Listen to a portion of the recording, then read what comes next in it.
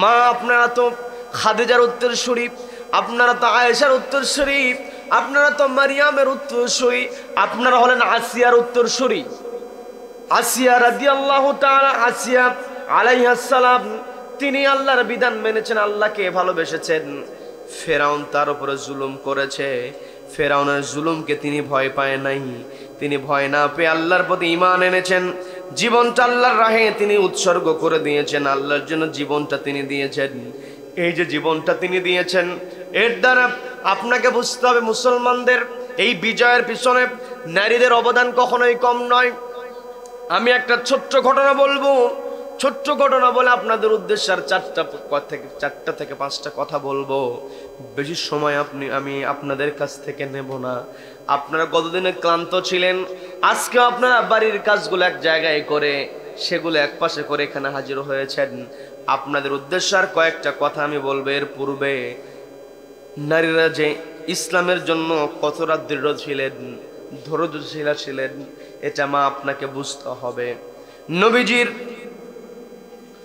নবীজির যিনি ফুফু ছিলেন সাফিয়া বিনতে আব্দুল মুত্তালিব, মা আপনাকে দৃষ্টি আকর্ষণ করে বলছি, বোঝার চেষ্টা করেন। নবীজির ফুফু ছিলেন সাফিয়া বিনতে আব্দুল মুত্তালিব। যখন হযরত হামজা রাদিয়াল্লাহু তাআলা আনহু, হযরত হামজা রাদিয়াল্লাহু তাআলা আনহু তার লাশ, তার কলিজা বের করে চিবিয়েছে, এই ঘটনা যখন ছড়িয়ে পড়েছে, বোনের ভাইয়ের প্রতি ভালোবাসা আছে না নাই? বোনের কিন্তু ভাইয়ের প্রতি ভালোবাসা সবচাইতে বেশি। এই পৃথিবীতে বাপ মা সন্তানকে যেমন ভালোবাসে, বাপ মায়ের পরে কোনো পুরুষের ব্যাপারে যদি ভালোবাসা দেখতে হয়, বাপ মায়ের পরেই কোনো পুরুষকে সে সবচাইতে বেশি ভালোবাসে, সেটা হলো তার বোন। তার মানে বোনের মনের মধ্যে ভাইয়ের প্রতি একটা ভালোবাসা অন্যরকম কাজ করে। বোন খুশি হয়ে যায় ভাই যদি বোনের বাড়িতে যায়। বোন যখন ভাইয়ের কোনো সংবাদ শোনে, খুশির সংবাদ শুনলে অনেক খুশি হয়ে যায়। যখন দুঃসংবাদ শুনে ফেলে, বোন নিজেকে স্থির রাখতে পারে না। মা আপনাদের গুণ তো বড় গুণ, আপনাদের গুণ বর্ণনা করে শেষ করতে পারবো না। এই পৃথিবীতে আমরা বেঁচে আছি, মা যদি ধৈর্যশীলা না হতেন, মা যদি সন্তানের প্রতি দয়াশীলা না হতেন, এই পৃথিবীতে আমরা বেঁচে থাকতে পারতাম না। আউযু বিল্লাহি মিনাশ শাইতানির রাজীম। বিসমিল্লাহির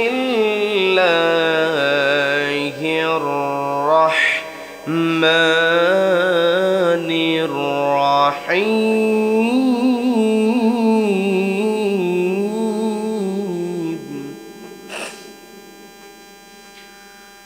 وقرن في بيوتكن ولا تبرجن تبرج الجاهلية الأولى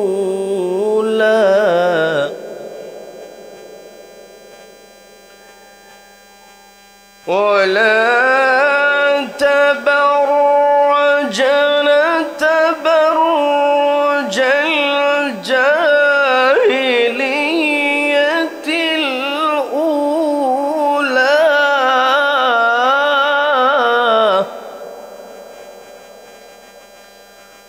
وأقمنا الصلاة وآتينا الزكاة وآتينا الزكاة وأطعنا الله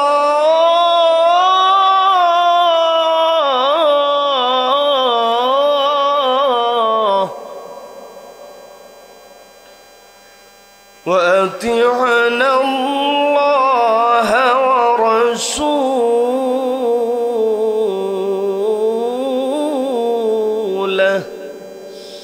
الله أكبر بسم الله الرحمن الرحيم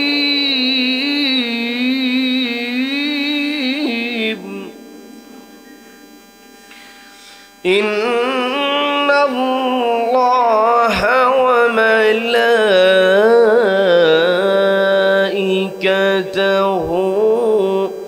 يصلون على النبي يا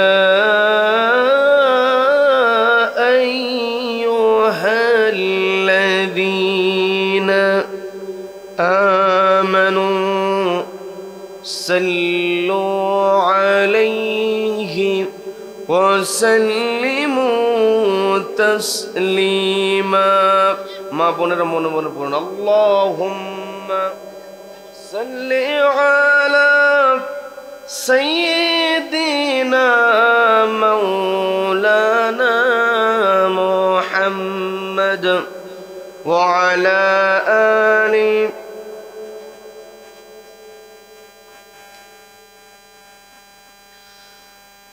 সবাই মনে মনে পড়ুন বালাগাল উলা বিকামালিহি কাশাফাত তুজা বিজামালিহি حسنت جميع خصاله صلوا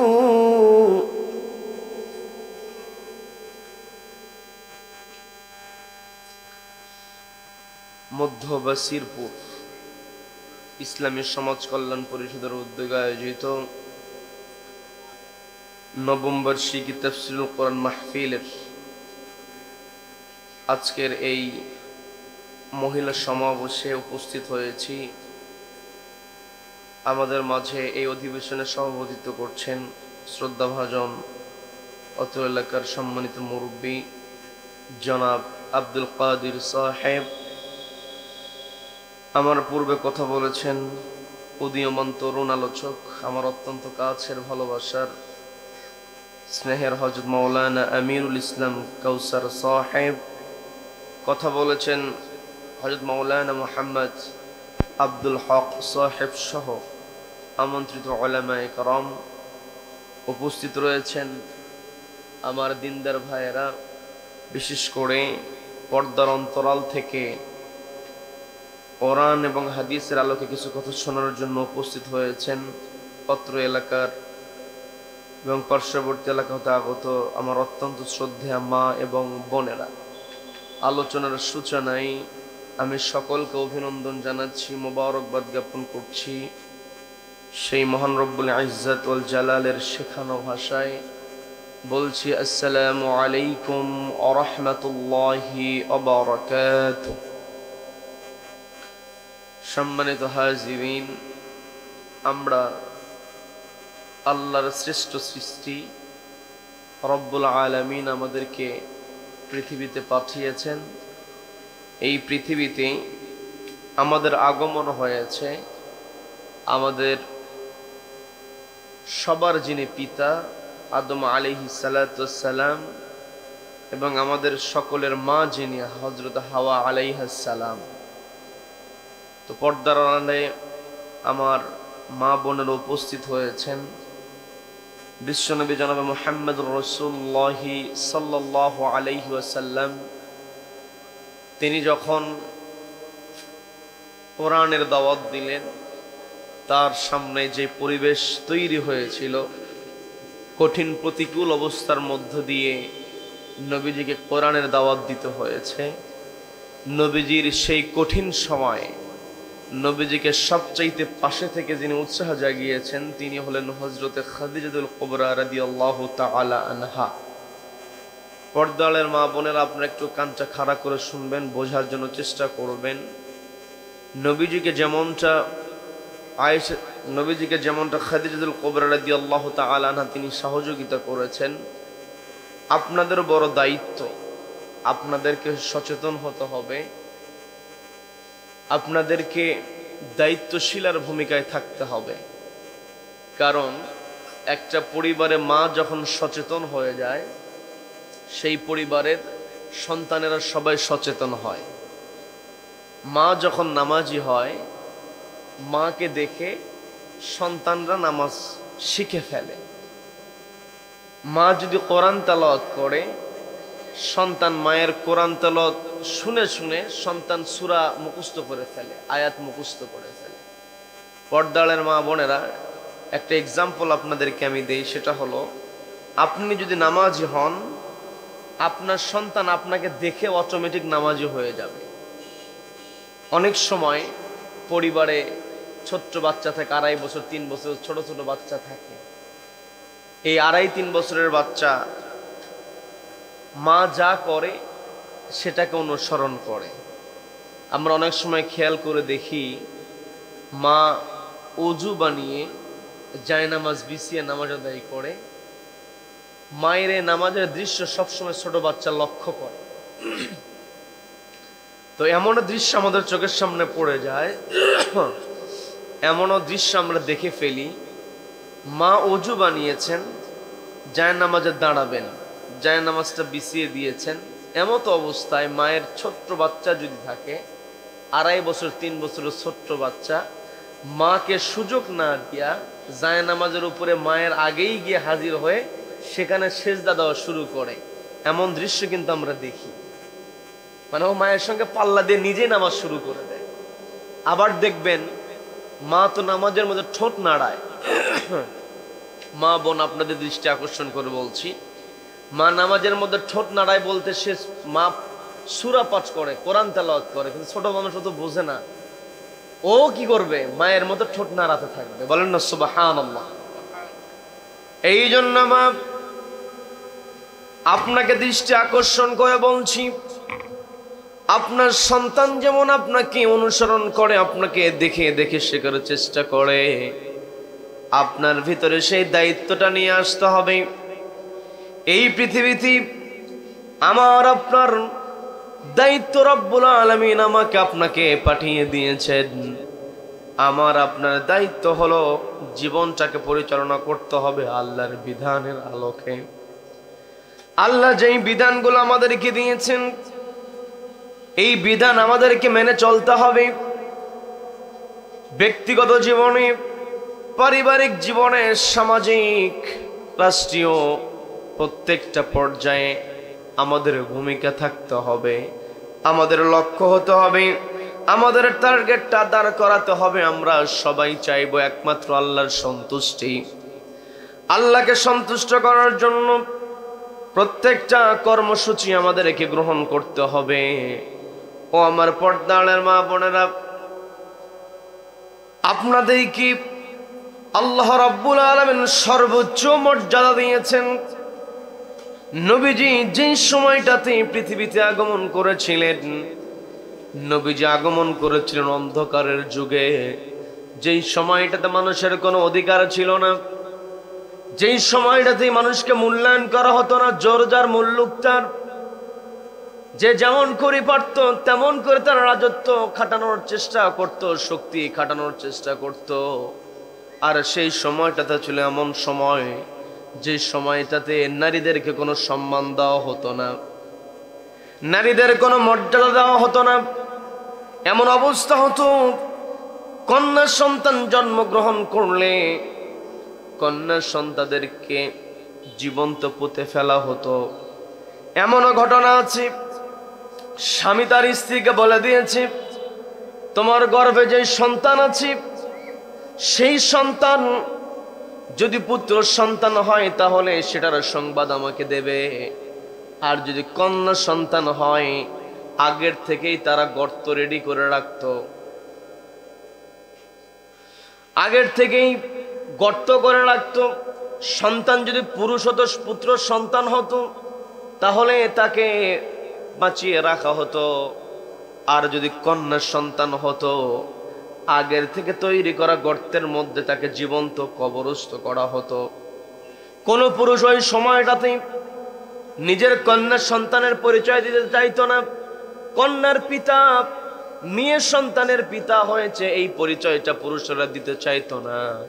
ওই সময়টাতে নবীজি স্পষ্ট করে দিয়ে বললেন, তোমরা কেন লজ্জা করো? তোমরা কখনো কন্যা সন্তানের পিতা পরিচয় দিতে কখনো লজ্জাবোধ করবে না, কারণ আমি নিজেই হলাম কন্যার পিতা। মা বোনেরা মনে মনে বলেন সুবহানাল্লাহ। তার মানে নবীজি তার পরিচয়টা দিয়েছেন, নবীজি তার পরিচয়টা ব্যক্ত করেছেন, নবীজি পরিচয় দিয়েছেন আমি হলাম কন্যার পিতা। নবীজি কথাটা আরো সুন্দর করে নারীদের মর্যাদা কেমন করে দিলেন। নবীজি বললেন, যখন কোনো কন্যা সন্তান ভূমিষ্ঠ হয়ে যায়, যেই ঘরে কন্যা সন্তান জন্মগ্রহণ করে, ওই কন্যা সন্তান ঘরে আগমন করে ওই বাড়ির জন্য রহমত হিসাবে। একজন কন্যা সন্তান পৃথিবীতে আগমন করে আল্লাহর দেয়ার রহমত হিসাবে। আবার এই কন্যা সন্তানকে যদি কেউ লালন পালন করে, কন্যা সন্তানকে সঠিক লাইন দেওয়ার পর বড় করতে পারে, ওই কন্যা সন্তান পিতামাতার জন্য জান্নাতের প্রবেশের কারণ হয়ে যায়। বলেন সুবহানাল্লাহ। এই কন্যা সন্তান বড় হয়ে গেলে পাত্রস্থ করা হলো। ইসলাম কেমন করে মর্যাদা দিয়েছে, যখন কন্যা সন্তান কোনো ছেলের সঙ্গে যখন বিবাহ বন্ধন আবদ্ধ হয়ে যায়, যখন স্ত্রী পরিচয়টা চলে আসে, স্ত্রী যখন কোন স্বামীর ঘরে প্রবেশ করে, স্ত্রী যখন স্বামীর ঘরে প্রবেশ করবে, স্বামীর জন্য স্ত্রী তখন হয়ে যাবে আমানত। আবার এই আমানত নামক স্ত্রী যখন স্বামীর সঙ্গে সংসার করবে, ঘর সংসার করতে গিয়ে যখন ওই স্ত্রীর পেটের মধ্যে যখন সন্তান চলে আসবে, তখন তার পরিচয় হয়ে যাবে সন্তানের মা। আর সন্তানের মা হয়ে যাওয়া মানে হচ্ছে সন্তানের জন্য আল্লাহর বেহেশত। বলেন সুবহানাল্লাহ। তার মানে মা আপনার পরিচয় হলো আপনি আল্লাহর দেয়া রহমত, আপনি হলেন স্বামীর জন্য আমানত, আপনি হলেন আল্লাহর দেওয়া জান্নাত। তার মানে আপনার কত মর্যাদা। আপনারা হাজির হয়েছেন বলে আপনাদেরকে খুশি করার জন্য আমি কথা বলছি তা নয়। আমি আমার ব্যক্তিগত কোনো কথা বলছি না, আমি কথা বলছি আল্লাহ এবং আল্লাহর রাসূল যেইভাবে বলেছেন।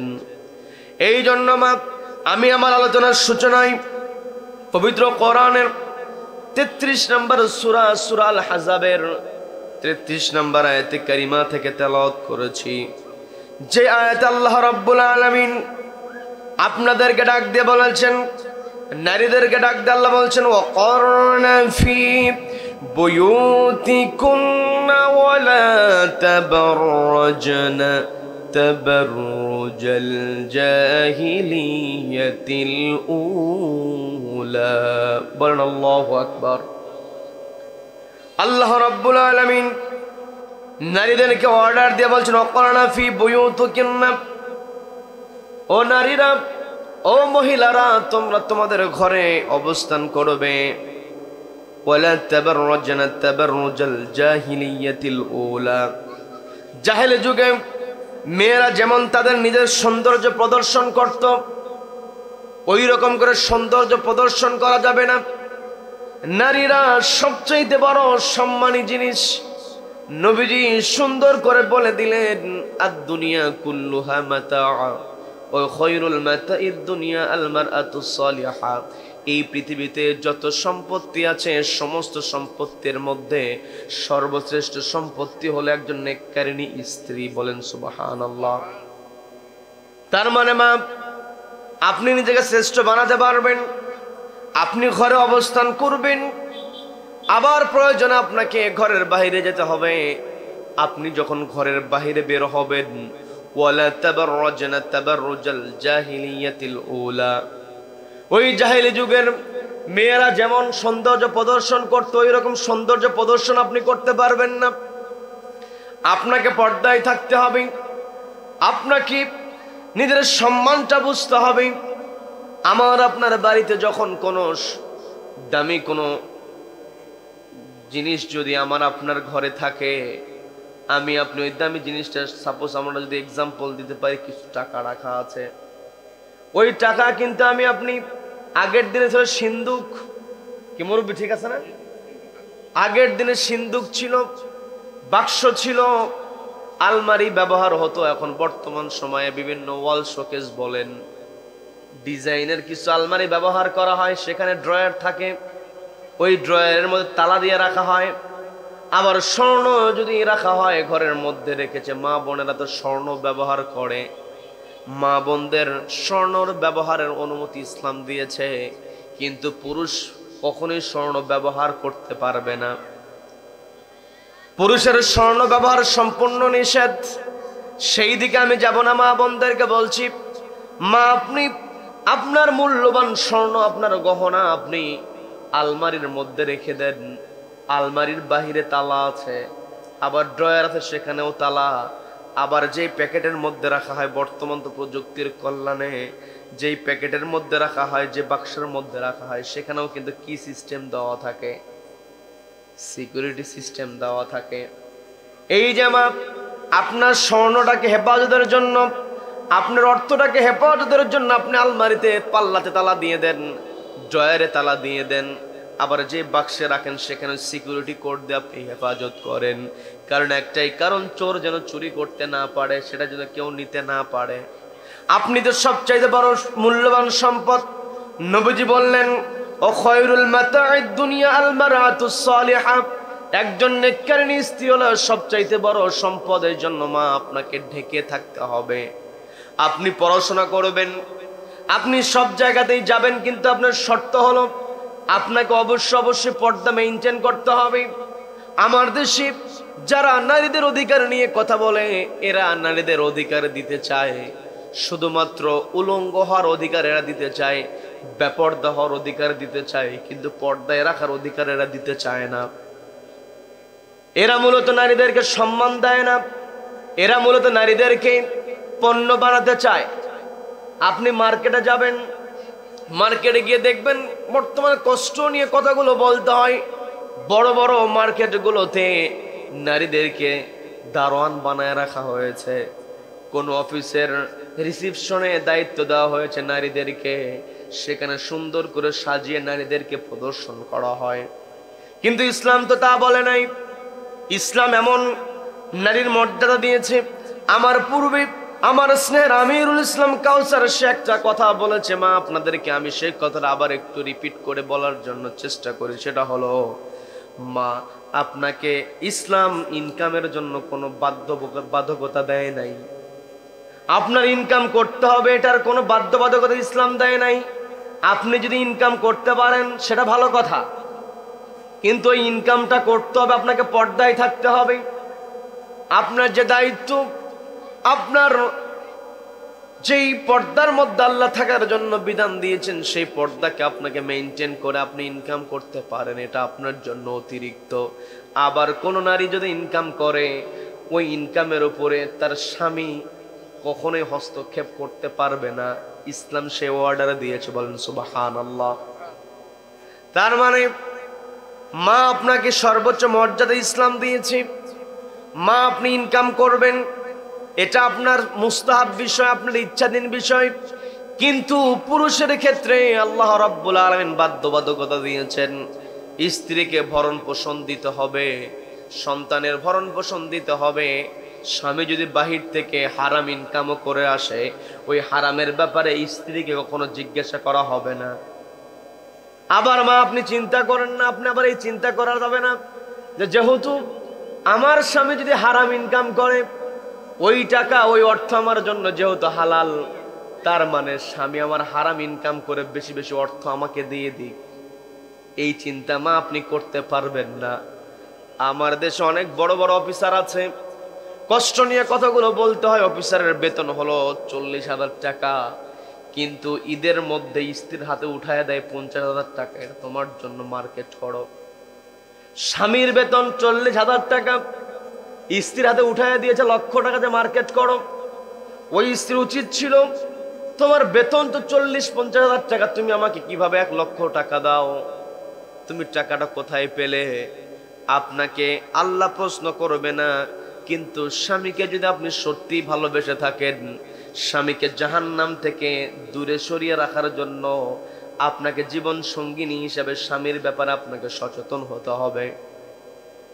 আপনার স্বামী যেই কাজগুলো করলে আপনার স্বামীর জন্য ভালো, যেই কাজগুলো করলে আপনার স্বামী জান্নাতে সহজেই প্রবেশ করতে পারবে, সেটার দিকে আপনি লক্ষ্য করবেন। আর পুরুষের তো দায়িত্ব দেওয়াই আছে, নারীর উপরে সে দায়িত্ব পালন করবে, সেই দিকে যাব না, শুধু আপনাদেরকে বোঝানোর জন্য বলছি। মা কথাগুলো বোঝার চেষ্টা করবেন, আমার বোনেরা কথাগুলো বোঝার চেষ্টা করবেন। আল্লাহ রাব্বুল আলামিন আপনাকে শুরুতেই ডাক দিয়ে বলছেন, ওয়ালা তাবাররাজনা তাবাররুজাল জাহিলিয়াতিল উলা।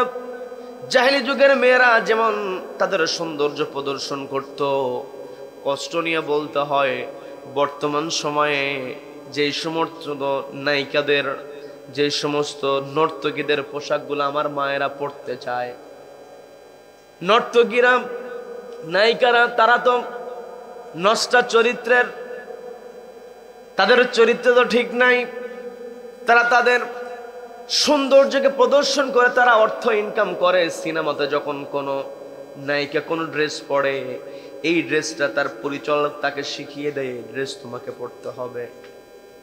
ওই নায়িকা না হয় পরিচালকের কাছ থেকে অর্থ নেওয়ার কারণে তার কাছে বিক্রি হয়ে গেছে, সে ড্রেসটা পরেছে।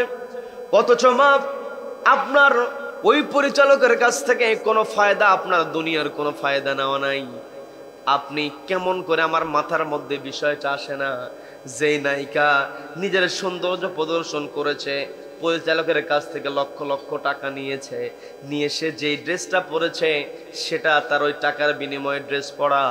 অথচ আমার মা বোনেরা কি যে বোঝে কিছুই বুঝি না, নায়িকা যেই ড্রেস পরেছে ওই ড্রেসই পরতে হবে, এমন বোকামি মায়েদের মধ্যে আছে না নাই? মা আপনি কেন বোকা হবেন? আপনার বোকা হওয়া যাবে না, আপনি চালাক হতে হবে।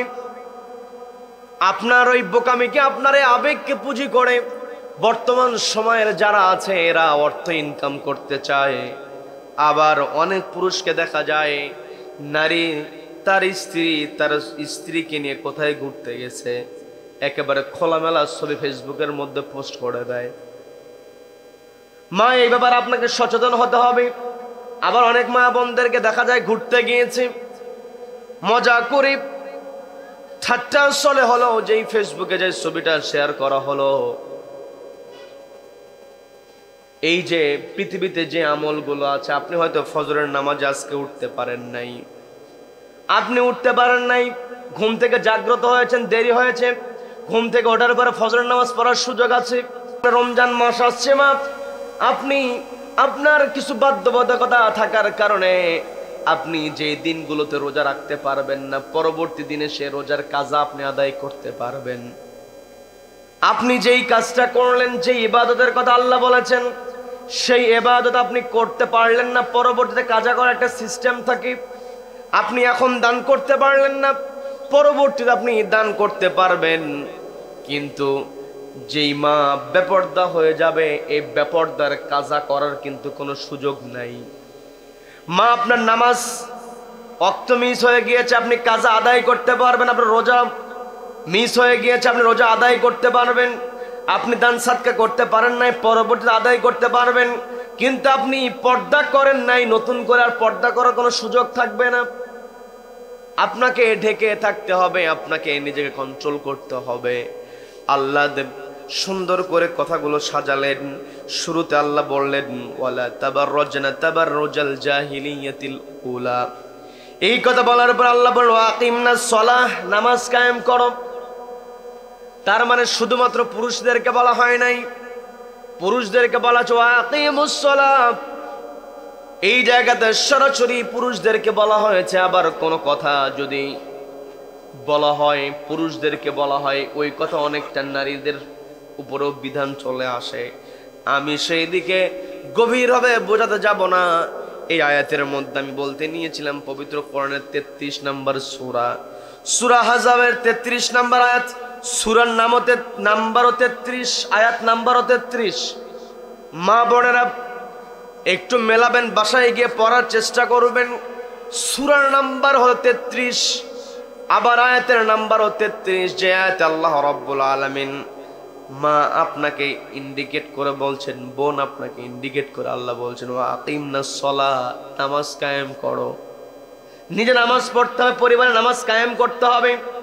আশেপাশে আপনার যেই নারী বান্ধবী যারা আছে আপনার, তাদেরকে আপনাকে নামাজের দাওয়াত দিতে হবে।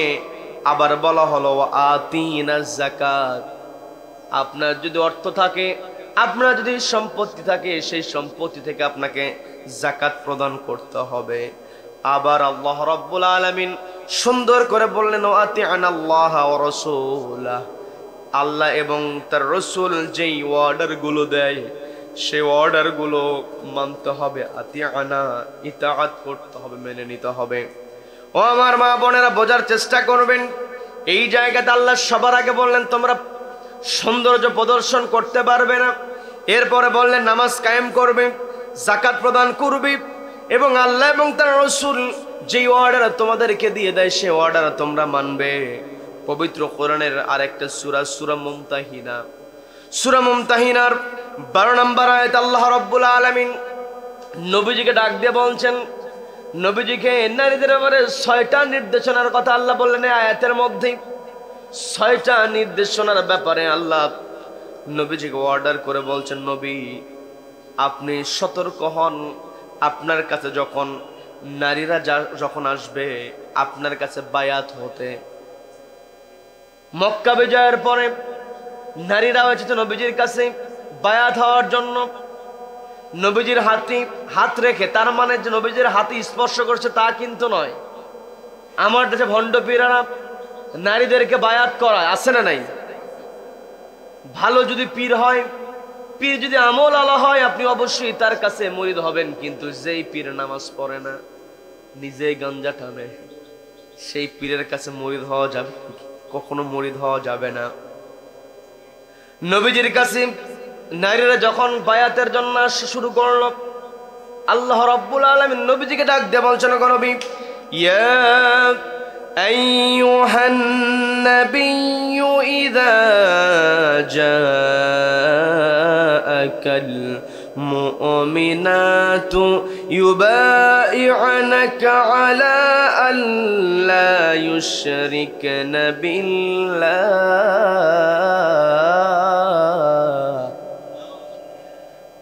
নবীজিকে আল্লাহ অর্ডার দিলেন, নবী আপনি বায়াত গ্রহণ করবেন। 1 নম্বরেই তাদের মধ্যে আপনি খেয়াল করবেন, তাদেরকে আপনি অর্ডার দিবেন যদি তারা আল্লাহ ইউশরিকনা বিল্লাহি শাইআ, আল্লাহর সাথে তারা যদি কোনো শিরক না করে, শরীক না করে, তার মানে আল্লাহর কাছে চাইতে হবে, আল্লাহ ছাড়া অন্য কারো কাছে চাওয়া যাবে না, আল্লাহর সঙ্গে অন্য কাউকে মিলানো যাবে না। ক্ষমতা সব আল্লাহর হাতে। ইন্নাল্লাহা আলা কুল্লি শাইইন কাদির, ইন্নাল্লাহা আলা কুল্লি শাইইন কাদির। সমস্ত ক্ষমতা, সমস্ত শক্তি আল্লাহর হাতে। যদি চাইতে হয়, নবীজি সাহাবীর কাদের উপর হাত দিয়ে বলছেন, ইদা সাআলতা ফাসআলিল্লাহ, যদি তোমার চাইতে হয় আল্লাহর কাছেই চাও। তার মানে মা আপনাকে বলছি, আপনি শিরক করবেন না, আপনি চাইবেন একমাত্র আল্লাহর কাছেই। কোনো মাজারের কাছে গিয়ে আপনি চাইতে পারবেন না, কোনো পীরের কাছে গিয়ে আপনার সন্তান হয় না, আপনি সেখানে চাইতে পারবেন না। যদি চাইতে হয় আল্লাহর কাছে চাইতে হবে। নারীদেরকে আল্লাহ আয়াতে 6টা নির্দেশনা দিয়েছেন। 1 নম্বরে বলছেন নারীরা কখনো শিরক করতে পারবে না। 2 নম্বরে বলা হলো ওয়ালা ইয়াসরিকনা, মানে চুরি করা যাবে না, সম্পদ আত্মসাৎ করা যাবে না, আপনি চুরি করতে পারবেন না, কারণ সম্পদকে আপনি আত্মসাৎ করতে পারবেন না। 2 নম্বরে আপনার হাতটাকে ঠিক রাখতে হবে, অবৈধভাবে কোনো কিছু আপনার হাতের মধ্যে আপনি আনতে পারবেন না। ওয়ালা ইয়াসরিকনা, এর দ্বারা শুধুমাত্র চুরি বোঝানো নয়, এর দ্বারা বোঝানো হয়েছে অবৈধ উপায়ে কোনো কিছু আপনি আপনার হস্তগত করতে পারবেন না। এরপরে 3 নম্বরে যেই অর্ডারটা আল্লাহ দিলেন, 3 নম্বর অর্ডার আল্লাহ দিয়ে বলছেন ওয়ালা ইয়াকতুলুনা আওলাদাহুন্না, ওয়ালা ইয়াকতুলনা আওলাদাহুন্না, তার মানে সন্তানদেরকে হত্যা করা যাবে না। আমি যেটা বলতে নিয়েছিলাম, ইসলাম যখন প্রচার হয় নাই, নবীজি যখন ইসলামের দাওয়াত দেন নাই, তখন নারীদেরকে কোনো সম্মান দেওয়া হতো না, নারীদেরকে জীবন্ত কবরস্থ করা হতো। সেই জায়গায় ইঙ্গিত করে আল্লাহ বলেন ওয়ালা ইয়াকতুলনা আওলাদাহুন্না, তার মানে নারীদের দায়িত্ব হলো নারীরা কখনো সন্তানকে হত্যা করতে পারবে না। বর্তমানে আলট্রাসোনোগ্রাম করে যখন দেখতে পায় পেটের বাচ্চাটা পুত্র নয় কন্যা হয়েছে, আগের দিনে তো কি করা হতো, ভূমিষ্ঠ হওয়ার পরে কবরস্থ করা হতো, মাটিতে পুঁতে ফেলা হতো। বর্তমান সময়ে পেটের মধ্যে হত্যা করে ফেলা হয়, ভ্রূণ নষ্ট করে দেওয়া হয়। এই জন্য মা আপনাকে আল্লাহ যে নির্দেশনা দিয়েছেন ওয়ালা ইয়াকতুলনা আওলাদাহুন্না, আপনি কখনো সন্তানকে হত্যা করতে পারবেন না। সন্তান দিয়েছেন আল্লাহ, রিজিক দিবেন আল্লাহ। অনেক সময় মনে করে গর্ভের সন্তান চলে এসেছে, কে খাওয়াবো কি পরাবো কি, এই কথা চিন্তা করে হত্যা করা হয়। মা আপনি এই কাজ করতে পারবেন না। আরেকটা কথা হলো, মায়েদের মধ্যে যেই স্বভাবটা দেখা যায়, ওয়ালা ইয়াতিনা বিবুহতানিন ইফতারিনাহু বাইনা আইদিহিন্না ওয়া আরজুলিহিন্না। মেয়েদের মধ্যে, নারীদের মধ্যে, মা বোন আপনাদের মধ্যে একটা বিষয় লক্ষ্য করা যায়, শুধু দুর্নাম করতে চায়, অপরের গীবত করে। এই জায়গায় আল্লাহ গীবতের কথা বলেন না, গীবত হচ্ছে মারাত্মক যেটা। ওয়ালা ইয়াতিনা বিবুহতানিন, অনেক সময় আছে মায়েরা অপবাদ দিয়ে দেয়, হয়তো চোখের সামনে কারো উন্নতি দেখেছে, চোখের সামনে কারো ভালো দেখেছে, সহ্য করতে পারে না, মিথ্যা অপবাদ রটনা করে, মিথ্যা তথ্য বানায় ফেলে, অপরের উপর অপবাদ দিয়ে তাকে ছোট করার জন্য যে চেষ্টাটা করে, অর্থাৎ কারণ নামে অপবাদ রটনা করা যাবে না। যদি অন্যায় করে সেখানে গীবত করা যাবে না। আবার কারো অন্যায় নাই, তারপরে অতিরিক্ত তার বিরুদ্ধে মিথ্যা তথ্য বানায় সুন্দর করে বলে, এমন করে বলে, অবিশ্বাস করার কোনো উপায় থাকে না। মা আপনি এই কাজটা করতে পারবেন না, কাউকে অপবাদ দিতে পারবে না। এরপরে 6 নম্বরে আল্লাহ রাব্বুল আলামিন নবীজিকে যে কথা বললেন ওয়ালা ইয়াসিনাকা ফি মারুফিন, ওগো নবী আপনি নারীদেরকে বলে দিন তারা যেন আপনি যে সৎ কাজের আদেশ দেন সেই সৎ কাজে তারা যেন অবাধ্য না হয়। ওয়ালা ইয়াসিনাক ওয়ালা ইয়াসিনাক ওয়ালা ইয়াসিনাক, এই জায়গাতে স্পষ্ট আল্লাহ বলে দিলেন তারা যেন অবাধ্য না হয়। ফি মারুফিন, তার মানে নবীজিকে ইন্ডিকেট করে আল্লাহ কথা বলেছেন। নবীজিকে ইন্ডিকেট করে কথা বলা হলেও এই জায়গায় নবীজি আমার আপনার মাঝে নাই, কিন্তু নবীজি যে তথ্যগুলো নিয়ে এসেছেন, নবী যে কোরআনটা নিয়েছেন, সেই কোরআন আমাদের মাঝে আছে। আবার নবীজির জীবনীতে নবীজি যা যা করেছেন সবকিছু আমাদের জানা। এই জন্য মা আপনাকে বলছি, নবীজি যে নির্দেশনা দিয়েছেন, কোরআন যে নির্দেশনা দিয়েছেন, এই নির্দেশনা আমাকে আপনাকে মানতে হবে। আর আপনি এই যে 6টা কথা আমি বললাম, 1 নম্বরে আল্লাহর সঙ্গে শিরক করা যাবে না, 2 নম্বরে চুরি করা যাবে না, 3 নম্বরে যেটা ওয়ালা ইয়াজনিনা, জিনা করা যাবে না, 3 নম্বরে যেটা গুরুত্বপূর্ণ ওয়ালা ইয়াজনিনা, শুধুমাত্র সরাসরি যদি অবৈধভাবে কারোর সঙ্গে সম্পর্ক স্থাপন করা হয় সেই জেনার কথাই শুধু বলা হয় নাই। ওয়ালা ইয়াজনিনা, হাতের জেনা হয়ে যায়, চোখের জেনা হয়ে যায়, মুখের জেনা হয়ে যায়। এই জন্য মা আপনাকে আমি দৃষ্টি আকর্ষণ করে বলছি, ওয়ালা ইয়াজনিনা, জেনা করা যাবে না।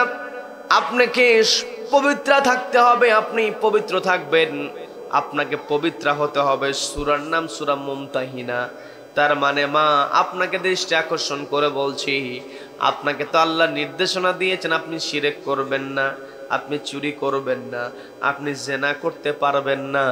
তার মানে জেনার কথা শুধুমাত্র নারীদেরকে যে বলা হয়েছে তা নয়, পুরুষদেরকে অর্ডার দেওয়া হয়েছে। ওয়ালা তাকরাবুজ জিনা, জেনার নিকটবর্তী হয় না, জেনা করো না। এই জায়গাতে নারীদেরকে ইঙ্গিত করে বলা হয়েছে তোমরা জেনা করো না। আর পুরুষ নারী উভয়কে যখন লক্ষ্য করে আল্লাহ বললেন ওয়ালা তাকরাবুজ জিনা, জেনার নিকটবর্তী হয় না, তার মানে অবৈধ সম্পর্ক যে স্থাপন করবে একজন নারী পুরুষ উভয়কে এক জায়গায় হওয়ার জন্য আল্লাহ আগে নির্দেশনা দিয়ে বলছেন তোমরা কখনো একত্রিত হতে পারবে না, ওয়ালা তাকরাবুজ জিনা, তোমরা জেনা যেখানে হয়, জেনা হওয়ার সম্ভাবনা যেখানে আছে, নারী পুরুষ অবাধে তোমরা একত্রিত হবে, এটার কোনো সুযোগ তোমাদেরকে দেওয়া হবে না। নির্দেশনা আল্লাহ দিয়ে বলছেন, আল্লাহ রাব্বুল আলামিন আমাকে আপনাকে অর্ডার দিলেন, মা আপনি বোঝেন, 1 নাম্বার আল্লাহর সঙ্গে শরীক করা যাবে না, 2 নম্বরে চুরি করা যাবে না, 3 নম্বরে জেনা করা যাবে না, 4 নম্বরে সন্তানকে হত্যা করা যাবে না, 5 নম্বরে অপবাদ দেওয়া যাবে না, কারো বিরুদ্ধে মিথ্যা অপবাদ রচনা করা যাবে না। তারপরে 6 নম্বরে যে অর্ডার আল্লাহ দিলেন, নবীজি যেই কথা বলেছেন সেই কথা মেনে নিতে হবে। আল্লাহ যেই কোরআন দিয়েছেন এই কোরআনটা মেনে নিতে হবে। মা আপনারা তো খাদিজার উত্তরসূরি, আপনারা তো আয়েশার উত্তরসূরি, আপনারা তো মারিয়ামের উত্তরসূরি, আপনারা হলেন আসিয়ার উত্তরসূরি। আসিয়া রাদিয়াল্লাহু তাআলা, আসিয়া আলাইহিস সালাম, তিনি আল্লাহর বিধান মেনেছেন, আল্লাহকে ভালোবেসেছেন। ফেরাউন তার উপরে জুলুম করেছে, ফেরাউনের জুলুমকে তিনি ভয় পায় নাই, তিনি ভয় না পেয়ে আল্লাহর প্রতি ঈমান এনেছেন, জীবনটা আল্লাহর রাহে তিনি উৎসর্গ করে দিয়েছেন, আল্লাহর জন্য জীবনটা তিনি দিয়েছেন। এই যে জীবনটা তিনি দিয়েছেন, এর দ্বারা আপনাকে বুঝতে হবে মুসলমানদের এই বিজয়ের পিছনে নারীদের অবদান কখনোই কম নয়। আমি একটা ছোট্ট ঘটনা বলবো, ছোট্ট ঘটনা বলে আপনাদের উদ্দেশ্যে আর 4টা থেকে 5টা কথা বলবো। বেশি সময় আমি আপনাদের কাছ থেকে নেব না। আপনারা গতদিনে ক্লান্ত ছিলেন, আজকেও আপনারা বাড়ির কাজগুলো এক জায়গায় করে সেগুলো একপাশে করে এখানে হাজির হয়েছেন। আপনাদের উদ্দেশ্যে আর কয়েকটা কথা আমি বলবো। এর পূর্বে নারীরা যে ইসলামের জন্য কতটা দৃঢ় ছিলেন, ধৈর্যশীল ছিলেন, এটা মা আপনাকে বুঝতে হবে। নবীজির যিনি ফুফু ছিলেন সাফিয়া বিনতে আব্দুল মুত্তালিব, মা আপনাকে দৃষ্টি আকর্ষণ করে বলছি, বোঝার চেষ্টা করেন। নবীজির ফুফু ছিলেন সাফিয়া বিনতে আব্দুল মুত্তালিব। যখন হযরত হামজা রাদিয়াল্লাহু তাআলা আনহু, হযরত হামজা রাদিয়াল্লাহু তাআলা আনহু তার লাশ, তার কলিজা বের করে চিবিয়েছে, এই ঘটনা যখন ছড়িয়ে পড়েছে, বোনের ভাইয়ের প্রতি ভালোবাসা আছে না নাই? বোনের কিন্তু ভাইয়ের প্রতি ভালোবাসা সবচাইতে বেশি। এই পৃথিবীতে বাপ মা সন্তানকে যেমন ভালোবাসে, বাপ মায়ের পরে কোনো পুরুষের ব্যাপারে যদি ভালোবাসা দেখতে হয়, বাপ মায়ের পরেই কোনো পুরুষকে সে সবচাইতে বেশি ভালোবাসে, সেটা হলো তার বোন। তার মানে বোনের মনের মধ্যে ভাইয়ের প্রতি একটা ভালোবাসা অন্যরকম কাজ করে। বোন খুশি হয়ে যায় ভাই যদি বোনের বাড়িতে যায়। বোন যখন ভাইয়ের কোনো সংবাদ শোনে, খুশির সংবাদ শুনলে অনেক খুশি হয়ে যায়। যখন দুঃসংবাদ শুনে ফেলে, বোন নিজেকে স্থির রাখতে পারে না।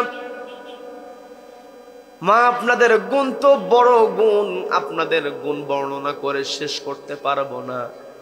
এই পৃথিবীতে আমরা বেঁচে আছি, মা যদি ধৈর্যশীলা না হতেন, মা যদি সন্তানের প্রতি দয়াশীলা না হতেন, এই পৃথিবীতে আমরা বেঁচে থাকতে পারতাম না। আমরা যখন দেখি, ছোট্টবেলায় আমরা দেখেছি, বড়বেলায় অনেক সময় আমরা দেখেছি, গরু ছাগল দেখবেন সন্তান হয়, গরুর বাছুর হয়, একটা প্রাপ্তবয়স্ক পর্যন্ত ওই গাভী কিন্তু তার সন্তানকে আগলে ধরে, এরপরে হয় ভুলে যায়। আবার দেখবেন মুরগির ছানাগুলো, ছোট ছোট বাচ্চা, আকাশের উপরে যদি বড় কোনো পাখি উঠতে থাকে, মা যেখানে আছে এমন একটা ইঙ্গিতে ডাক দিয়ে দেয়, সমস্ত বাচ্চাগুলো মায়ের একেবারে পাখনার নিচে চলে আসে। বলেন সুবহানাল্লাহ। শুধুমাত্র মানুষের মধ্যেই যে আল্লাহ, মানুষের ক্ষেত্রেই যে মায়ের মনের মধ্যে দয়া দিয়েছেন তা নয়, যত সৃষ্টি আছে প্রত্যেকটা সৃষ্টির ক্ষেত্রে আল্লাহ রাব্বুল আলামিন প্রত্যেকটা সৃষ্টিকুলের মধ্যে মায়ের মনের মধ্যে সন্তানের জন্য ভালোবাসা তৈরি করে দিয়েছেন। এই জন্য মা আমি বলতে নিয়েছিলাম যে ঘটনা, সাফিয়া বিনতে আব্দুল মুত্তালিব রাদিয়াল্লাহু তাআলা আনহা, তিনি যখন জানতে পেরেছেন, তিনি যখন শুনতে পারলেন তার ভাইকে হত্যা করা হয়েছে, কলিজা বের করে চিবানো হয়েছে, তিনি দৌড়ায় আসছেন ভাইয়ের লাশটা তিনি দেখবেন। নবীজি চিন্তা করলেন এই অবস্থায় ভাইয়ের লাশটা যদি দেখে, মেয়ে মানুষ নিজেকে নিয়ন্ত্রণ নাও করতে পারে, এই জন্য নবীজি তার ফুফাতো ভাই জুবায়ের রাদিয়াল্লাহু তাআলা আনহু তাকে বললেন, তুমি যাও তোমার মাকে থামায় দাও, তোমার মা যেন এই লাশের কাছে না আসে। নবীজির অর্ডার শুনে জুবায়ের রাদিয়াল্লাহু তাআলা আনহু মায়ের অর্ডার শোনার পরে, নবীজির অর্ডার শোনার পরে মায়ের কাছে দৌড়ে চলে গেলেন। মায়ের কাছে গিয়ে বলতেছেন, নবীজি নিষেধ করেছি, নবীজি অর্ডার দিয়েছে তুমি সেখানে যেতে পারবে না। তখন সাফিয়া বিনতে আব্দুল মুত্তালিব বলছেন, আমার ভাতিজা আমাকে যেতে নিষেধ করেছে কেন? আমি আমার ভাইয়ের লাশটাকে দেখলে কষ্ট পাবো? না না, আমি নিজেকে ধৈর্যশীলার প্রমাণ দিয়ে দেব, আমি আমার ভাইকে দেখবো, আমার ভাই তো শহীদ হয়েছে, বলেন সুবহানাল্লাহ। আমার ভাইকে যেই ক্ষতবিক্ষত করে দেওয়া হয়েছে, এই ক্ষতবিক্ষত হওয়ার কারণে আমার ভাইয়ের তো জান্নাতে প্রবেশ করা সহজ হয়ে যাবে, আমার ভাই তো সহজেই জান্নাতে প্রবেশ করতে পারবে। এই জন্য আমি নিজেকে নিয়ন্ত্রণ করব, আমি অবশ্যই তাকে দেখতে যাব। তার অঙ্গ কেটে ফেলা হয়েছে, তাতে কি হয়েছে? সে তো আল্লাহর পথে তার অঙ্গ হারিয়েছে, আল্লাহর পথে সে তো কষ্ট করেছে, যেহেতু আল্লাহর পথে কষ্ট করেছি, এর চাইতে আমি এর চাইতে আমি আর খুশি আমার কি থাকতে পারে? আমি তো খুশি আল্লাহর রাহে, আল্লাহর জমিনে আল্লাহর বিধানের কথা বলতে গিয়ে আমার ভাই শহীদ হয়েছে, এতে আমার চাইতে অধিকতর খুশি কে হবে? বোন হিসেবে আমি খুশি হয়েছি, বলেন সুবহানাল্লাহ। তার মানে মা, ইসলামের প্রতিষ্ঠার ক্ষেত্রে নারীদের অবদান, নারীদের ধৈর্য। উহুদ যুদ্ধে আরেকজন মহিলা সাহাবীর কথা আছে। মহিলা সাহাবী যখনই শুনেছেন নবীজির ব্যাপারে ওই সময় একটা দুঃসংবাদ রটায় দেওয়া হয়েছিল মুসলমানদের মনোবলটাকে ভেঙে ফেলার জন্য। নবীজির ব্যাপারে বলা হয়েছিল নবীজিকে কুতিলা মুহাম্মদ, নবীজিকে হত্যা করা হয়েছে, বলেন নাউযু বিল্লাহ। কুতিলা মুহাম্মদ বলে গোটা উহুদের ময়দানে ছড়িয়ে পড়ল। একজন মহিলা সাহাবী তিনি যখনই শুনতে পেয়েছেন দৌড়ায় আসছেন উহুদের দিকে। পথের মধ্যে জিজ্ঞাসা করা হলো, তোমার সন্তান দুনিয়া থেকে বিদায় হয়েছে? বলা হলো, তোমার স্বামী দুনিয়া থেকে বিদায় হয়েছে। ওই নারী সাহাবী তিনি বলছেন, আমি আমার সন্তান, আমার স্বামীর খোঁজের জন্য আসি নাই, তোমরা আমাকে খোঁজ দাও আমার নবীজি ঠিক আছে কিনা, বলেন সুবহানাল্লাহ। নিজের সন্তানকে ভুলে গিয়েছেন, স্বামীর কথা ভুলে গিয়েছেন, নবীজিকে ভালোবেসেছেন। সেই নবীজির ব্যাপারে আল্লাহ বললেন, ওগো নবী আপনি বলেন, ওয়ালা ইয়াসিনাকা ফি মারুফিন, নারীরা যেন আপনি যে অর্ডার দেন সে অর্ডার অবাধ্য যেন তারা না হয়। এই জন্য মা, আপনি নবীজি যেইভাবে আপনাকে বলেছেন সেইভাবে আপনাকে চলতে হবে, আপনাকে নবীজির অর্ডার মেনে নিতে হবে। আপনার জন্য তো জান্নাতে যাওয়া একেবারেই সহজ, আপনার জন্য জান্নাত একেবারে সহজ। আপনি শুধু 5 ওয়াক্ত নামাজ পড়বেন, রমজানের রোজা রাখবেন, আপনার সতীত্বের হেফাজত করবেন, স্বামী যেই ন্যায় কাজের অর্ডার দেয় সেই ন্যায় কাজটা মানবেন। অন্যায়ের অর্ডার দিলে মানা যাবে নাকি? অন্যের অর্ডার দিলে মানা যাবে না, একেবারে সহজ। এই 4টা বিষয় যদি আপনার ভিতরে থাকে, সাল্লাত খামসাহা 5 ওয়াক্ত নামাজ, ওয়াসামাত শাহরাহা রমজানের রোজা, ওয়া হাফিজাত ফারজাহা, এবং আপনি আপনার সতীত্বের যদি আপনি হেফাজত করতে পারেন, এবং আতাআত বালাহা, স্বামীর সৎ কাজের আদেশগুলো যদি আপনি মেনে নিতে পারেন, আপনার জন্য জান্নাতের 8টা দরজার সবগুলো দরজায় আল্লাহ খোলা রাখবেন, বলেন সুবহানাল্লাহ। এই জন্য মা, আপনাকে দৃষ্টি আকর্ষণ করে বলছি, আপনি আল্লাহকে ভয় করবেন। আপনি আল্লাহকে ভয় করলে আপনাকে দেখে দেখে আপনার সন্তান শিখবে। মা, আপনাদেরকে আরেকটা দৃষ্টি আকর্ষণ করে আমি বলি, আপনার সন্তানের ব্যাপারে আপনার চিন্তা তো সবচাইতে বেশি সন্তানকে আপনি তো চান সন্তান প্রতিষ্ঠিত হোক, সন্তান বড় হয়ে ভালো একটা চেয়ারে বসুক, সন্তান ভালো একটা পজিশন করুক, সন্তান ভালো ইনকাম করুক।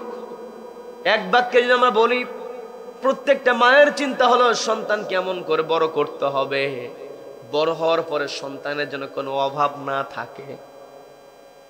দেখবেন মা সন্তানকে এত ভালোবাসে, সন্তান মাকে অর্থ দেয় না, খরচ ঠিক মতো দেয় না।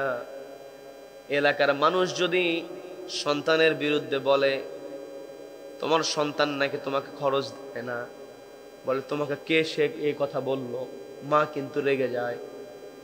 সন্তানের দুর্নাম কখনো মা করতে চায় না। ভাই কি করেছে? বোনকে ঠকায়া দিয়েছে, সম্পত্তি দেয় নাই, বোনকে ঠকায়া ফেলেছে। ভাইয়ের বিরুদ্ধে এলাকার মানুষের যখন বলে তোমার ভাই এটা করলো ওটা করলো, বোন কিন্তু শক্ত প্রতিবাদ করে। কি কথা বলেন? তার মানে মা স্যাক্রিফাইসের সর্বোচ্চ পরিচয় মা আপনি দিয়ে থাকেন। আপনার ভিতরে এত দয়া, কিন্তু আপনাকে সবচাইতে বড় দয়ার ভূমিকায় থাকতে হবে, সেটা হলো সন্তানের ব্যাপারে আপনাকে সচেতন হতে হবে। সন্তানকে নামাজের শিক্ষা দিতে হবে। আপনার সন্তান আপনার নামাজ দেখে নামাজ শিখবে। আপনি রোজা রাখবেন, সে রোজা রাখা দেখে সন্তান আপনার কাছ থেকে রোজার শিক্ষা গ্রহণ করতে পারবে। আপনি হক কথা বলবেন, আপনি সৎ কাজের আদেশ মানুষকে দিবেন, আপনি নামাজ কায়েমের কথা বলবেন, সন্তান এগুলো দেখবে। সন্তান এগুলো দেখার পরে সন্তান অবশ্যই আপনার কাছ থেকে ভালো দিকগুলো আপনার কাছ থেকে শিখবে। এই জন্য আপনাকে সতর্ক হতে হবে। মা, আমি যেই কথা বলতেন বোঝানোর জন্য এখন বলছি, সবাই দৃষ্টি আকর্ষণ করবেন। আমি জানি সবাই মনোযোগী হয়ে আছেন, সবাই মনোযোগী হয়ে আছেন। মনোযোগটাকে আরো বৃদ্ধি করেন, মনোযোগটাকে আপনি আরো বাড়ান। আপনাকে দৃষ্টি আকর্ষণ করে বলছি, এই পৃথিবীতে আপনার সম্মান হলো, আপনি হচ্ছেন আল্লাহর রহমত, আপনি হলেন স্বামীর কাছে আমানত, সন্তানের জন্য আপনি আল্লাহর জান্নাত। এই যে এত বড় সম্মান ইসলাম আপনাকে দিয়েছে, এই ইসলাম আপনাকে মানতে হবে। আপনার টার্গেট হবে আপনার পরিবারটাকে আপনি জান্নাতি পরিবার বানাবেন, আপনার পরিবারটাকে আপনি কোরআনের পরিবার বানাবেন। আপনার পরিবারকে আপনি কোরআনের পরিবার বানাতে চাইলে আপনার পরিবার, আপনার সন্তান কি আপনি স্কুলে ভর্তি করিয়েছেন, আপনি পড়ান, আমি নিষেধ করছি না, কিন্তু আপনার সন্তানকে অবশ্যই আপনি কোরআনের শিক্ষা দিবেন। আপনার বাড়ির কাছে মাদ্রাসা আছে, সকাল বিকাল আপনি পাঠায়া দেন। সারাদিন একেবারে মাদ্রাসা যেহেতু অন্য প্রতিষ্ঠানে পড়ে, সকালবেলা কোরআনের শিক্ষাটা আপনি দেন। আপনার এলাকাতেই যিনি কোরআনের শিক্ষা দিতে পারে তার কাছে সন্তানকে কোরআনের শিক্ষা আপনি দেন। আপনি সন্তানের মনের মধ্যে আল্লাহর ভয় ঢুকিয়ে দেন। আমি গত রাত্রে যে আলোচনা করেছিলাম সেখান থেকে সামান্য একটা তথ্য আমি আপনাদেরকে আবার একটু শেয়ার করি। সেটা হলো, যারা মুমিন বান্দা হবে, মুমিন বান্দার এক নম্বর বৈশিষ্ট্য, মুমিন বান্দা সব সময় ভয় করবে আল্লাহকে। মুমিন বান্দা আল্লাহকে ভয় করবে। আপনার সন্তানকে আপনি বড় ইঞ্জিনিয়ার বানিয়েছেন, আপনার সন্তানকে আপনি ডাক্তার বানিয়েছেন, এগুলো আপনার কোনো কাজে আসবে না। হ্যাঁ, এগুলো আপনার কাজে আসবে। সন্তানকে ডাক্তার ইঞ্জিনিয়ার বানানোর পূর্বে সন্তানকে যদি আল্লাহকে ভয়কারী বান্দা হিসেবে আপনি গড়ে তুলতে পারেন, সন্তানকে আপনি ফিজিক্স পড়ালেন, সন্তানকে আপনি কেমিস্ট্রি পড়ালেন, সন্তানকে আপনি গণিতের শিক্ষক ভালো দিয়ে দিলেন, সন্তানকে আপনি ইংরেজি পড়ানোর জন্য মাস্টার বের করে নিয়ে আসলেন, কিন্তু আপনি সন্তানকে কোরআন পড়াতে পারলেন না, এই সন্তানই কিয়ামতের ময়দানে আপনার বিরুদ্ধে আল্লাহর কাছে অভিযোগ করবে। বলেন নাউযুবিল্লাহ, নাউযুবিল্লাহ। তার মানে এই পৃথিবীতে আমার আপনার অবস্থান যেটাই হোক না কেন, আমি আপনি যেই পজিশনেই থাকি না কেন, আমার আপনার সবার আগের পরিচয় হলো আমরা হলাম আল্লাহর গোলাম, আল্লাহর বান্দা। আপনার সন্তানকে আল্লাহর বান্দা হিসেবে আপনাকে প্রতিষ্ঠিত করতে হবে। আপনার সন্তান, ছেলে সন্তান, আপনার মেয়ে সন্তান, সন্তান ছেলে মেয়ে দেয় কে? আল্লাহ দেয়। আপনার সন্তান হয়েছে, এই সন্তানের ব্যাপারে আপনাকে নবীজির যে অর্ডার, নবীজি বললেন সন্তানের বয়স যখন 7 বছর হবে তোমরা সেই সন্তানকে নামাজের অর্ডার দিয়ে দাও, নামাজের ট্রেনিং তোমরা দিয়ে দাও, অভ্যস্ত করো, এবং 10 বছর বয়স যখন উপনীত হবে তোমাদের অর্ডারটাকে তোমরা শক্ত করো। 7 বছর থেকে তোমরা 10 বছর পর্যন্ত যে অর্ডার দিবে সেই অর্ডারের মধ্যে তোমাদের কোনো প্রহার থাকবে না, শাস্তি থাকবে না, এমনি উৎসাহ দেওয়ার জন্য তোমরা নামাজের ট্রেনিং তাদেরকে দেবে। কিন্তু 10 বছর উপনীত হওয়ার পরে সন্তান যদি নামাজ না পড়ে, ওই সন্তানকে বেত্রাঘাত করতে হবে, আঘাত করতে হবে, কিন্তু মা বোনদের মধ্যে যে জিনিসটা দেখা যায়, নিজেরাই তো নামাজ পড়তে চায় না। অনেক মা বোনেরা এমন আছে না নাই? আছে না নাই? আবার অনেক মা বোনেরা আছে নামাজ পড়ে, অনেক সময় মা বোনদের মধ্যে যে জিনিসটা লক্ষ্য করা যায়, সংসারের কাজের গুরুত্ব নামাজের চাইতে দেয়, যে পড়বো নি, পড়বো, একটু পরে পড়ি না। আপনি কাজ করতে করতে আপনার চুলাতে কি করে দিয়েছেন?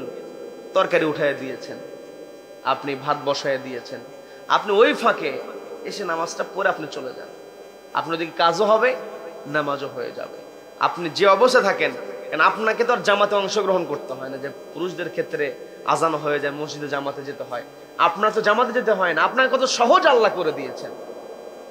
আপনি যেখানে আছেন সেখানে নামাজ পড়বেন।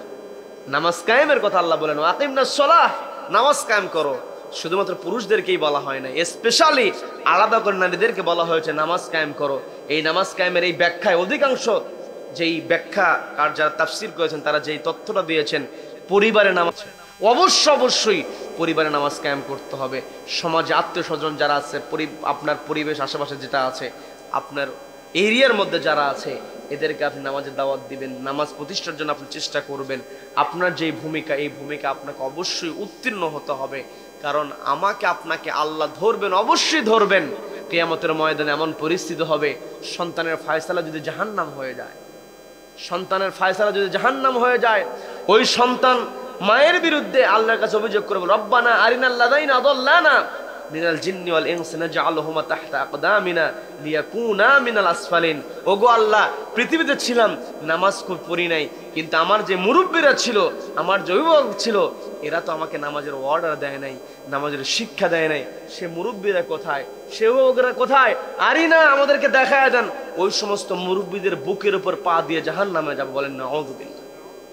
তার যেই সন্তানকে আপনি এত মোহাব্বত করলেন, যে সন্তানকে আপনি শীতকালে ঘুম থেকে উঠালে, কম্বল থেকে উঠলে সন্তানের কষ্ট হবে, যে সন্তান নামাজ পড়তে গেলে সন্তানকে আপনি কি করলাম, নবীজি বললেন যে যদি সন্তান 10 বছর হওয়ার পরে যদি নামাজ না পড়ে তাহলে তাকে বেত্রাঘাত করো। আপনি দয়া দেখালেন যে না, সন্তানকে এমনিতেই বড় হলে পড়বে। সন্তানের বছর 15-20 বছর বয়স হয়ে যায়, মা বোনদেরকে যদি বলা হয় তুমি তোমার সন্তানকে নামাজের অর্ডার কেন দাও না, তোমার সন্তানকে মসজিদে যেতে দেখি না, নামাজ তো পড়ে না, মা কি করে মুচকি হাসি দিয়ে বলে সবে মাত্র একটু বড় হয়েছে, 18-20 বছর বয়স, বড় হোক একাই পড়বে। এমন কথা মা আপনি বলতে পারবেন না। আপনি বোন হয়েছেন, ছোট ভাইকে আপনি নামাজের শিক্ষা দিয়ে দেন। আপনি ফুফু হয়েছেন, আপনার ভাতিজা আপনার কোলে পিঠে মানুষ হয়েছে। অধিকাংশ ক্ষেত্রে দেখবেন বিবাহের আগ পর্যন্ত যখন বাবার বাড়িতেই থাকে, ভাইয়ের সন্তান যদি হয়, সন্তানকে নিজের সন্তানের চাইতে বেশি তার ভাতিজাকে ভালোবাসে। ভাতিজা যখন বড় হয়ে যায়, ফুফুর বাড়িতে বেড়াতে গিয়েছে, এত খুশি হয়ে যায়, ভাইপোত আমার ভাইয়ের ছেলে এসেছে, আনন্দই কাজ করে আলাদা। আপনি আপনার ভাতিজাকে কোলে পিঠে মানুষ করেছেন, ফুফু হিসাবে আপনার দায়িত্ব, আপনি যখন আছেন, আপনার কথা শোনে আপনার ভাতিজা, আপনি অবশ্যই আপনার ভাতিজাকে নামাজের অর্ডার দিবেন। আপনার ভাতিজি, আপনার বোনের মেয়ে, দেখবেন বিবাহ হয় নাই, মায়ের বাড়িতে আসে, কারণ নানিরা দাদিরা সবাই তো নাতিদেরকে অনেক ভালোবাসে। কিন্তু একটা আমাদের যেই নিয়ম যেটা আছে, আমাদের প্রচলিত সমাজের মধ্যে যে সিস্টেম যেটা আছে, যখন নানির বাড়িতে আসে তখন খালারা কিন্তু কয় মায়ের বোন খালা মায়ের চাইতে ভালা, মায়ের বোন কি খালা মায়ের চাইতে ভালা। কারণ মা তো মাঝে মধ্যে রেগে যায়, ধমক দেয়, কিন্তু খালা তো তা করে না, খালার কাজ খালি শুধু আদরই করা। এই জন্য বলে মায়ের বোন খালা মায়ের চাইতে ভালা। আপনি খালা হয়েছেন, আপনার ভাগিনাকে, আপনার ভগিনীকে আপনি কি করেন, নামাজের জন্য আপনি অর্ডার দিয়ে দেন যে না, মামা বলে, তারপরে খালা বলে, আন্টি বলে, আঙ্কেল বলে, যেটাই বলুক, আপনার যেই কাছে আসবে তার কাছে নামাজের দাওয়াত দিতে হবে। এই বিধানটা আমাদেরকে দিয়েছেন কে? সবাইকে বলতে হবে কে দিয়েছেন? আল্লাহ দিয়েছেন। এই জন্য মা আপনাকে দৃষ্টি আকর্ষণ করে বলছে, আপনাকে অবশ্যই দায়িত্বশীলের ভূমিকায় থাকতে হবে। আপনি দায়িত্বশীলা, আপনার বড় দায়িত্ব। এই দায়িত্বের উপর আপনি সচেতন হবেন। আপনার জিজ্ঞাসা কিয়ামতের ময়দানে আল্লাহ আপনাকে জিজ্ঞাসা করবেন, এমন ভাবে আপনি জীবন যাপন করেন। আল্লাহ তো কিয়ামতের ময়দানে অনেক আল্লাহর বান্দি যারা থাকে তাদেরকে আল্লাহ কোনো প্রশ্নই করবেন না, বিনা প্রশ্নে আল্লাহ জান্নাত দিয়ে দেবেন। বলেন না সুবহানাল্লাহ। অনেক সময় অনেকে চিন্তা করে যে বিনা প্রশ্নে বিনা জিজ্ঞাসা আল্লাহ জান্নাত দেবে। দেখবেন আমরা দুনিয়াতে ক্লাসের সিস্টেমে, যেটা ক্লাসে যেই ছাত্রগুলো ভালো ছাত্র হয়, ক্লাসে 50 জন ছাত্রছাত্রী আছে, সেখানে শিক্ষক এসে যদি সবাইকে পড়া জিজ্ঞাসা করে, স্যারের ক্লাসের টাইম হচ্ছে 30 থেকে 45 মিনিট, এখন ছাত্রছাত্রী আছে 50 জন 60 জন, সবাইকে যদি পড়া জিজ্ঞাসা করে তাহলে ক্লাসের সময়ই তো শেষ। তখন কি করে, সবাইকে কিন্তু জিজ্ঞাসা করে না, ও কাকে জিজ্ঞাসা করলে পারবে এটা স্যার ভালো করেই জানে, ওকে আর জিজ্ঞাসাই করে না। যে পারবে না, কে পারবে না, কার কষ্ট হবে, কে ফাঁকিবাজি করে, স্যারেরা কিন্তু ইন্ডিকেট করে তাকেই জিজ্ঞাসা করে, আর যে পারে তাকে কিন্তু স্যারেরা জিজ্ঞাসা করে। ঠিক তেমনই দুনিয়াতে যারা ভালো কাজ করবে, দুনিয়াতে যারা ভালোভাবে চলবে, তাদেরকে আল্লাহ বিনা প্রশ্নে ওই দিন জান্নাত দিয়ে দিবেন। বলেন না সুবহানাল্লাহ। এই জন্য মা, আপনার দায়িত্ব, আপনি 5 ওয়াক্ত নামাজ পড়বেন, আপনি রোজা রাখবেন, আপনাকে দায়িত্বশীলের ভূমিকা থাকতে হবে, আপনি পর্দায় থাকবেন। আল্লাহ তো স্পষ্ট বিধান দিয়ে দিন। আল্লাহ তার নামাজ কায়েমের কথা বলার আগে বললেন ওয়ালা তাবাররুজনা তাবাররুজাল জাহিলিয়াতিল উলা। তার মানে অবশ্যই জাহিলি যুগের নারীদের মতো তোমরা কি করবে না, তোমরা কখনোই তোমাদের সৌন্দর্য প্রদর্শন করবে না। তোমাদের সৌন্দর্য প্রদর্শন হবে যেখানে বৈধ, আপনি স্বামীর সামনে সাজবেন, আপনার সওয়াব হবে। কিন্তু কষ্ট নিয়ে বলতে হয়, স্বামীকে দেখানোর জন্য বাড়িতে সাজে না, বাড়ি থেকে যখনই বের হয় তখনই সেজে গুজে বের হয়। বাড়ি থেকে সেজে গুজে বের হওয়া মানেই রাস্তাঘাটে যারা দেখবে তাদের জন্য সাজা। বলেন নাউযুবিল্লাহ। আল্লাহ সেই কথা বলেন ওয়ালা তাবাররুজনা তাবাররুজাল জাহিলিয়াতিল উলা। জাহিলি যুগের মেয়েরা তারা তাদের সৌন্দর্যকে প্রদর্শন করত। মা, আপনি তো সেই কাজটা করতে পারবেন না, আপনাকে পর্দায় থাকতে হবে। আমি যেটা বলেছিলাম, সিন্দুকের মধ্যে স্বর্ণ দামি অর্থ যেগুলো আমরা হেফাজতের মধ্যে থাকি, ইসলাম আপনাকে সর্বোচ্চ মর্যাদা দিয়েছে। আপনি নেককার হতে পারলে, নেককারিনী হতে পারলে আপনার মর্যাদা, আপনার সম্মান বেশি, আপনি মর্যাদাবান। আপনার সম্মান, আপনার এত মর্যাদা আল্লাহ দিয়েছেন, যার কারণে আপনাকে আল্লাহ পর্দার মধ্যে থাকতে বলেছেন। আপনি অবশ্যই পর্দা করবেন। আমার দেশে তো যারা বুদ্ধিজীবী নিজেদেরকে দাবি করে, এরা নারীরা পর্দায় থাকুক, হিজাবের মধ্যে থাকুক, বোরখার মধ্যে থাকুক, এরা সহ্য করতে পারে না। তবে যতই তারা ষড়যন্ত্র করার চেষ্টা করুক না কেন, যতই তারা অপকৌশল করুক না কেন, আমার দেশে যে পরিবেশটা আমরা দেখতে পাচ্ছি, এই যে গতকালকেই চ্যানেল আয়ে একটা টক শোতে একজন মহিলা আসবে, আন্দোলন করেছে, এই যে 24-এর গণ অভ্যুত্থান হয়েছে, সেখানে আমাদের মা বোনেরাও রাস্তায় নেমে গিয়েছে। আমি নিজে তো মাঠে থেকেছি, আমি নিজে দেখেছি মা বোনেরা পানির বোতলের পর বোতল, একের বালতিতে বালতিতে পানি নিয়ে এসে রাস্তার মধ্যে দাঁড়িয়ে গিয়েছে। যারা আন্দোলন করেছে তাদেরকে পানি পান করিয়েছে। তার মানে মায়েদের অবদান থাকবেই। বোরখা পরে পরে স্কুটি নিয়ে নারীরা সব যারা আন্দোলন করেছে তাদের কাছে পানির বোতল দিয়েছে। ওই সময় নারীরা বোরখা পরেছে, হিজাব করেছে, পানির বোতল সরবরাহ করেছে, আন্দোলনকারীদের সহযোগিতা করেছে। ওই সময়টাতে তাদের সহযোগিতা নিতে ভালো লেগেছে। আর গতকালকে টক শোতে নারী আসবে নেকাব পরে, এমনকি সর্বশেষ বলেছে আমি মাস্ক পরে যাব, তারপরেও অনুমতি দিতে চায় নাই। তবে যেই একটা আন্দোলন হয়েছে, শেষ পর্যন্ত ওই চ্যানেল আই কর্তৃপক্ষ মাফ চাইতে বাধ্য হয়েছে এবং পর্দার মধ্য থেকে টকশো করার যেই একটা অনুমতি দিয়েছে, এটা আমরা নারীদের একটা বড় বিজয় পেয়েছি বলি আলহামদুলিল্লাহ। তার মানে ওরা কি করে, পোশাক খোলার জন্য তখন ওরা অধিকারের কথা বলে, বেপর্দা হয়ে আসবে, সেই জায়গায় সে অধিকার ওরা ঠিকই দিবে। কিন্তু নেকাব যারা করবে, যারা পর্দায় থাকবে, সে পর্দায় থাকবে, মুখ ঢেকে রাখবে, সেখানে তুমি বাধা দাও আর কি? এটা তার ইচ্ছা। তুমি পোশাক খুললে সেখানে বাধা দাও না, জোর করে পোশাক পরাও না, কিন্তু পোশাক পরলে জোর করে তুমি পোশাক খুলে নিতে চাও। আমরা সচেতন হব মা, আপনি সচেতন হবেন, প্রতিবাদ করতে হবে। অনেক সময় দুঃখের সাথে বলতে হয়, মেয়েরা পরীক্ষার হলে যায়, অনেক টিচার আছে, কিছু কুলাঙ্গার আছে, এরা জোর করে নেকাব খুলতে যায়। চেহারা দেখে যদি পরিচয় নিশ্চিত করতে হয়, সেখানে নারী যারা আছে তারাই কি করবে, চেহারা দেখে নিশ্চিত করবে। আমি আলোচনার দীর্ঘায়িত করব না। আমাদের যে কথা, সব কথার সারাংশ যেটা, আমাকে আপনাকে ভয় করতে হবে কাকে? আল্লাহকে আমরা ভয় করব। মা, আপনার ভিতরে আল্লাহর ভয় থাকতে হবে, আপনার পরিবারে আপনার সন্তানকে আল্লাহর ভয়ে শিক্ষা দিতে হবে। সর্বোপরি আমরা যে আল্লাহকে ভয় করব, আমরা নামাজের মধ্যে তো পড়ি মালিক ইয়াউমিদ্দিন। তার মানে আমি আপনি পৃথিবীতে যে কাজগুলো করছি, এই কাজের জন্য আমাকে আপনাকে আল্লাহর সামনে দাঁড়াতে হবে। আলাইসাল্লাহু বিআহকামিল হাকিমিন। যেই দিন আল্লাহ হাকিম হবেন, বিচারক হবেন, ওই দিন আল্লাহ বিচার করবেন। কাজেই ওই বিচারের মুখোমুখি হতে হলে আল্লাহর ভয় নিয়ে যদি আমরা যেতে পারি, তবে দুনিয়াতেও আমরা সম্মানিত, আখিরাতেও সম্মানিত হতে পারবো। দেখবেন যেই নারীরা পর্দা করে, বখাটেরাও কিন্তু তাদেরকে আলাদাভাবে একটা সম্মান করে। কাজেই অবশ্যই মা আপনি পর্দায় থাকবেন, আপনি নামাজ কায়েমের আন্দোলনে শরীক হবেন। কারণ আল্লাহ তো স্পষ্ট বললেন, আমি আবারও বলছি, আপনার বাড়িতে গিয়ে রিডিং অনুবাদটা পড়বেন, অর্থসহ কোরআন শরীফের অনুবাদটা পড়বেন। 33 নম্বর সূরা 33 নম্বর আয়াত সেখানে পড়বেন। সেখানে নারীদের ব্যাপারে আল্লাহ স্পষ্ট দায়িত্ব দিয়েছেন। এই দায়িত্বের ব্যাপারে মা বোনদেরকে আল্লাহ রাব্বুল আলামিন সচেতন হওয়ার তৌফিক দান করুন।